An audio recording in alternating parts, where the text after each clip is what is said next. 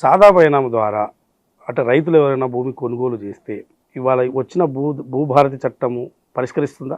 తప్పకుండా. ఇన్ని రోజులు దొరకని సమస్యకు ఈ చట్టం పరిష్కారం ఇస్తుంది.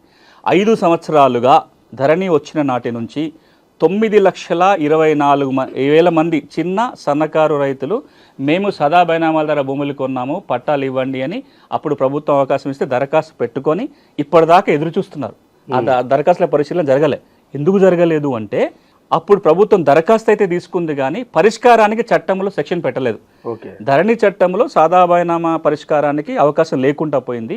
భూభారతి చట్టం సెక్షన్ 6 కింద ఈ 9,24,000 దరఖాస్తులని ఆర్డీఓలు పరిశీలించి కొనుక్కున్న మాట వాస్తవమై కొనుగోలు చేసిన వ్యక్తి చేతిలో కనుక భూమి ఉంటే పట్టాలు వస్తాయి. ఇక్కడ మీకు ఇంకొక మాట గుర్తు చేయాలి. సాదా బైనామా సమస్య తెలంగాణ రాష్ట్రంలో అతి కీలకమైన భూమి సమస్య, చాలా ప్రధానమైనది. 1989 వరకు తెలంగాణ ఈ సమస్య లేదు. ఎందుకు లేదు అంటే తెలంగాణలో అప్పటికి అమలు ఉన్న ఆర్ఓఆర్ చట్టం ఏదైతే ఉందో, మనం 48లో చేసుకున్న ఆర్ఓఆర్ చట్ట ప్రకారము తెలంగాణలో ఎవరు ఎట్ల భూమి కొనుక్కున్నా ఊళ్ళో జమాబందీ జరిగినప్పుడు తహసీల్దార్కి పట్టా ఇచ్చే అధికారం ఉండేది.